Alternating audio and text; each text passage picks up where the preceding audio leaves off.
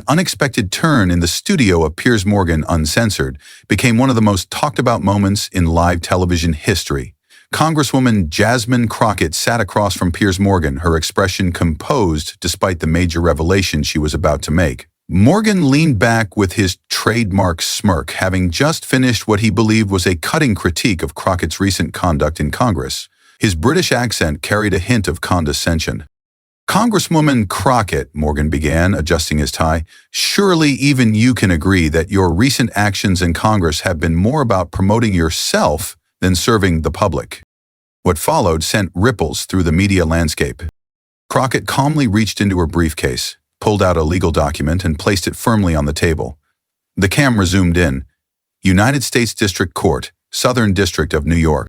"Actually, Piers," she said, voice unwavering, "I'm here to serve you with something else entirely. You've just been served with a $20 million 0-cents defamation lawsuit live on your own show."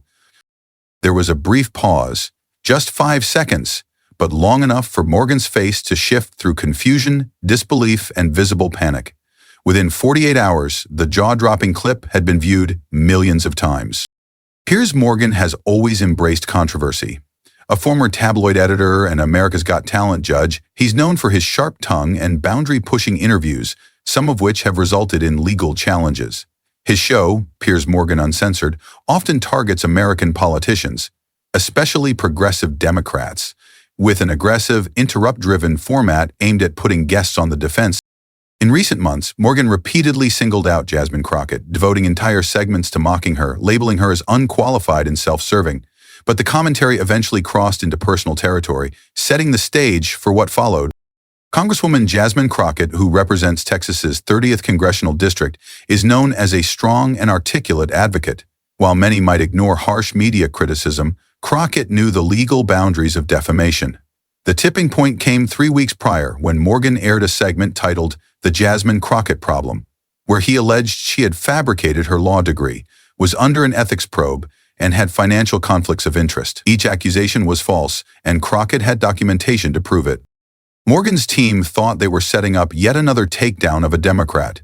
Instead, they were about to witness a carefully planned legal confrontation. The interview began as expected, with Morgan launching into his usual blunt style. "Congresswoman Crockett," he began, "your recent appearances in Congress have been called theatrical and attention-seeking." Crockett replied evenly, "Piers, holding powerful people accountable is exactly why I was elected to serve in Washington." Morgan pressed on, "But some of your actions have raised eyebrows. Your clash with Justice Alito, for instance." Crockett calmly corrected him. "Legal experts I'd consulted praised my thorough preparation in that exchange." Annoyed, Morgan sharpened his tone. "Let's talk qualifications. You're 44 and you've been in Congress less than 2 years. Yet you present yourself as an authority. Isn't that a bit presumptuous?" Crockett stayed composed. "My qualifications are clear, Piers. I'm a licensed attorney specializing in civil rights law. I earned my law degree from the University of Houston and have practiced for more than 10 years. I'm curious, what are your legal qualifications?" Morgan shifted in his seat. "I'm a journalist, Congresswoman. I ask the questions." Crockett gave a small smile. "I just wanted to clarify the background of the person questioning my expertise." Tension escalated. Behind the scenes, Morgan's producers were likely urging him to steer the conversation. He pivoted quickly. "Let's move on to specific issues," Morgan said, reaching for a folder. "Concerns have been raised about your financial disclosures, ties with lobbyists, and questions of transparency." This was Crockett's pivotal moment. Morgan began veering into territory filled with questionable claims. "That's interesting, Piers," she said, her tone sharpening. "Can you clarify what you mean? I've been fully transparent." Morgan pressed on. "There are reports challenging your law degree credentials. You're allegedly under review by ethics committees, and there are financial ties you haven't disclosed." The studio went quiet. These were concrete, serious accusations. Crockett knew they were false. "Piers," she said firmly, shifting into a cross-examination tone, "you need to tread carefully. Are you claiming, as fact, that my law degree has been disputed? Are you alleging I'm being investigated by an ethics panel? Are you asserting that I've failed to disclose financial interests?" Morgan, sensing she was shaken, pushed further. These concerns are coming from reliable sources. The public deserves transparency. And who exactly are these credible sources, Piers? She challenged. But before continuing, Morgan turned to the camera. Before we dive in further, make sure you subscribe so you don't miss the stories they don't want you to hear. He then dismissed her question with a wave. I'm not revealing my sources. That's when Crockett made her first move. Piers, you've made multiple, specific false statements about me. On live television, my law degree has never been in question. I am not under any ethics investigation. I have no hidden financial conflicts, she said, leaning forward. More importantly, I believe you're fully aware that what you just said isn't true. 3 weeks ago, she continued, your production team contacted my office. We provided documents that clearly disproved these accusations. Morgan's confidence visibly faltered. Congresswoman, I stand by what I've reported. Reported? Crockett interjected. Piers, you haven't reported anything. You've echoed false claims without checking facts, ignored rebuttals, and are now doubling down on misinformation. The energy in the room shifted. Morgan tried to reclaim control. Now hold on, No, Piers, you hold on, Crockett cut in, her voice charged with righteous frustration. For months, you've made misleading claims, attacking my qualifications, my integrity, and my character, all without evidence. You've established a pattern of defamatory content. She reached into her briefcase. You want to talk about accountability? Let's address your accountability for the falsehoods you've spread. Morgan looked uneasy. Congresswoman, you're overreacting. This is legitimate journalism. Legitimate journalism, Crockett said, commanding attention, involves verifying facts. It means offering subjects a chance to respond. It requires issuing corrections when you're wrong. She pulled out a thick folder. I have transcripts of every misleading statement you've aired. I have emails from your team acknowledging the evidence we gave you. I have records showing every allegation you made tonight is demonstrably false. The atmosphere became charged. Behind the scenes, Morgan's producers scrambled to respond to the escalating crisis. And beyond that, Crockett went on, I have proof that you made these claims with actual malice, either knowing they were false or recklessly disregarding the truth. Morgan made one final attempt. Congresswoman, you're clearly upset, but threatening legal action on live TV? I'm not threatening legal action, Piers, Crockett said, reaching into her briefcase once more. I'm pursuing it. She pulled out a legal document. The moment Jasmine Crockett placed it on the table, the dynamic in the studio changed completely. Morgan's usual smirk disappeared. Piers Stephen Morgan, she said formally, you are hereby served with a legal complaint filed in the U.S. District Court for the Southern District of New York. The camera zoomed in. Morgan's face shifted from confident host to stunned defendant. His mouth opened, then closed, speechless. This can't be happening, he muttered. You can't do this on live TV. It absolutely is happening, Piers, Crockett replied with composure, and considering you made those defamatory statements on air, it's only fitting that you're being served in the same setting. She opened the legal document. The complaint includes charges of defamation per se, false light, invasion of privacy, and intentional interference with professional relationships. You've publicly misrepresented my legal qualifications, ethical record, and suitability for office. Morgan glanced toward the control booth. His producers looked just as shocked. We're seeking $20 million 0 cents in damages, Crockett continued, plus punitive damages and court orders requiring you to issue public corrections and retractions. 20 million, Morgan said, his voice cracking. That's outrageous. Piers, she interrupted, given your global reach and the repetition of these defamatory claims, our damages expert considers $20 million 0 cents conservative. You've harmed my reputation in front of an international audience, she added, pulling out yet another document. On October 19th, you accused me of faking my law degree. That, Piers, is one of many lies, and now you'll be held accountable. Those claims are demonstrably false, Crockett stated, and I have my law school transcripts and bar admission records to prove it. Morgan tried to interject, but Crockett continued. On October 22nd, you alleged that I was under investigation by congressional ethics committees. That is also false. I have official statements from the House Ethics Committee confirming no such investigation exists. Then, on November 4th, you claimed I had financial conflicts of interest. Again, untrue. My financial disclosures are publicly available. With each false accusation, Morgan seemed to shrink. But here's what strengthens this case even more, Crockett said, producing another document. These emails from your production team reveal that you were provided with evidence disproving each of your claims before you made them. She held up printed emails.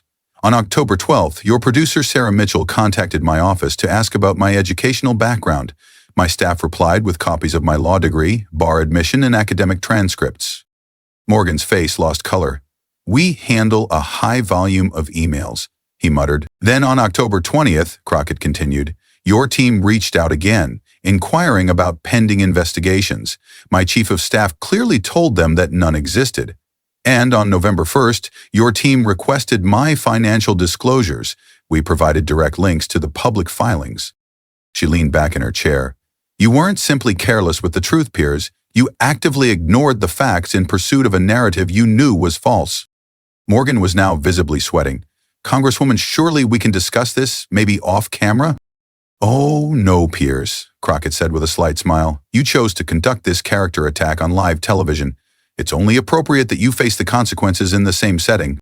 She revealed another section of the lawsuit. The complaint also outlines the damage you've done to my reputation. Since your false statements aired, I've received thousands of threatening emails and phone calls. I've had to hire additional security, and my staff has spent countless hours addressing media inquiries. Morgan gripped the arms of his chair. This is unheard of. You can't sue a journalist for doing their job. That's precisely the issue, Crockett snapped. You weren't acting as a journalist. You were producing entertainment at the expense of truth by spreading falsehoods about an elected official. That's not journalism, it's defamation. The legal documents rustled. The complaint also seeks injunctive relief.